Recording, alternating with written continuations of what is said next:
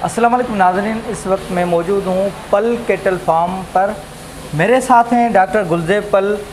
माशाल्लाह इनका बेहतरीन मैंने जो प्रोग्राम देखा कैटल फार्म के हवाले से, ये कुर्बानी के जानवर यहाँ पर इन्होंने पाले हैं और बहुत ही माशाल्लाह खूबसूरत हैं। आए आपका तारुफ कराते हैं डॉक्टर जी। डॉक्टर साहब, ये आपका शौक़ है, बिज़नेस है, क्या है, पहले आप ये बताएं हमें। देखिए, पहले तो मैं आपको पल कैटल फार्म के बारे में बताता चलूँ, जो कि हमने इस्टेब्लिश किया था 2004 में, और उसके बाद 2010 में जो सैलाब आया, जो बारिशें हुई थी, उसमें ये गिर गया था। ठीक है, उसके बाद फिर इसको हमने 2019 में हमने रीस्टेब्लिश किया है इन सितंबर। तो पहला जो यहाँ पर हम उसके बाद रीस्टेब्लिश होने के बाद पहला जो आइडिया हम यहाँ पर लेकर आए थे, वो लेकर आए थे कुर्बानी के जानवर, जो कि मॉडल है पंजाब का। उसके बाद फिर हम यहाँ पर उसको इम्प्लीमेंट कर रहे हैं। अब इसमें हमारे पास कुर्बानी के जो जानवर हैं, लास्ट ईयर हमारा फ़र्स्ट बैच निकला था, जिसमें हमारे पास तकरीबन 4 से 5 कैटल थे। इस साल हमने जो कैटल है उसका नंबर ऑफ़ कैटल जो है वो तकरीबन 10 से इंक्रीज़ किया है हमने। उसमें हमारे पास चोलिस्तानी हैं, सिबी हैं, बिसर जिसे कहते हैं वो हैं, और हमारे पास ऑस्ट्रेलियन है। ऑस्ट्रेलियन में हमारे पास 3 कैटेगरीज़ हैं। एक ऑस्ट्रेलियन हाइफर है, ऑस्ट्रेलियन जर्सी है, प्योर ऑस्ट्रेलियन है। कुर्बानी का जानवर रखने का मकसद ये है कि अब कुर्बानी के जानवर लेने के लिए हमें मंडियों का रुख करना पड़ता है। मंडियों में एक तो जो जानवर आता है वो तो एक सफ़र कर कर आता है, तो वो अपने साथ एक मतलब रेट अपना हाई करके यहाँ पर पहुँचता है। हमने यहाँ पर मुनासिब रेट में जो कैटल रखे हैं कुर्बानी के, उसका मकसद ये है कि आप डायरेक्ट आके यहाँ पर हमारे साथ कांटेक्ट कर सकते हैं, कैटल यहाँ पर आपके विज़िट कर सकते हैं। जो कैटल आपको पसंद आया, आपने पसंद किया, आप हमसे डायरेक्ट परचेज़ कर सकते हैं। विद डिलीवरी हम जो है देते हैं। टंडो वाला है, और हैदराबाद में हम डिलीवरी फ्री देते हैं, और कराची में हम डिलीवरी सर्विस देते हैं, लेकिन उसके हम चार्ज करते हैं। अब ये हमारे पास जो है, जो हमने कुर्बानी के लिए रखा है, कुर्बानी सेलिंग के लिए रखा है, इसका नाम है ऑस्ट्रेलियन हाइफर। ये हमारे पास जो है चोलिस्तानी है, इसकी पेयर है हमारे पास।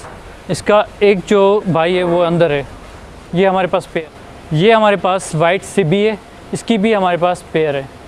ये हमारे पास ऑस्ट्रेलियन हाइफर है। ये हमारे पास ऑस्ट्रेलियन जर्सी है। अब ये जो है ऑस्ट्रेलियन प्योर, जो ऑस्ट्रेलियन जो मैं आपको कह रहा था, ये वो प्योर ऑस्ट्रेलियन है हमारे पास। और इसके ये जो है स्मॉल पांडा है हमारे पास, इसका नाम है स्मॉल पांडा। ठीक है, बहुत प्यारी चीज़ है ये भी। और उसके बाद जो रेस में मैंने आपको कहा था हमारे पास ऑरेंज है, वो ये है। ये रेसेस में भागते हैं, ये हो गया। और ये जो है बाहर जो सिबी आपको मैंने दिखाया, ये उसका छोटा भाई है। ठीक है जी, ये भी रेसेस के लिए है। तो हमारे जो किसान ज़मींदार भाई हैं, उनको मैं एक आइडिया देता हूँ कि इनके रखने का हमें फ़ायदा क्या है। एक तो ये हमारे कुर्बानी के लिए हो गए। दूसरा, पुनल भाई आपने नालियाँ देख रहे हैं, अब ये नालियों में इनका गोबर, इनका यूरिन, ये मतलब प्योर फर्टिलाइज़र है, ज़मीनों के लिए जा रहा है। डायरेक्ट ये ट्यूबवेल में जा रहा है, और ट्यूबवेल के ज़रिए ये हमारी ज़मीनों में जा रहा है विदाउट एनी ट्रांसपोर्ट। कोई ट्रांसपोर्ट नहीं यूज़ होती, ये डायरेक्ट पानी में होता है, मिक्स होता है, और डायरेक्ट हमारे बाग में जा रहा है पानी। अब ये जो पुनल भाई आप देख रहे हैं, ये वॉश हो रहा है।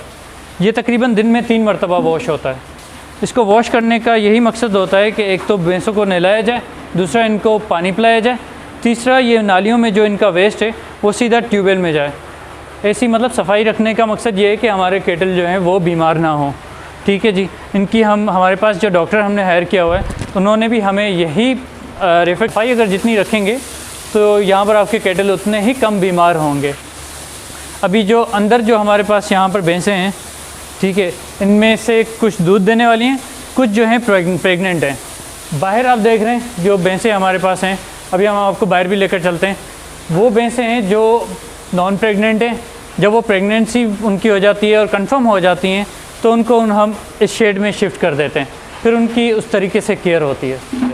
हमारे पास तकरीबन 80 मन इसका जो है चारा जो है वो इस्तेमाल होता है। ये एक डोंकी कार्ट है, लासी डोंकी कहते हैं इसे। इस पर हमारा चारा जो है वो डेली बेसिस पे आता है। अब यहाँ पर जो इसका जो चारा है, हम कभी भी वापडा पे रिलाई नहीं करते, हम उस पर डिपेंड नहीं करते। अगर कभी बिजली ना भी हो तो हमारे पास साइड में जनरेटर इसका मशीन का फिटेड है। ठीक है जी, हम उसी पे ही फिर उसको चला के अपना चारा जो है उसकी पूरी करते हैं जी। चोलिस्तान ये हमारे पास पेयर में है।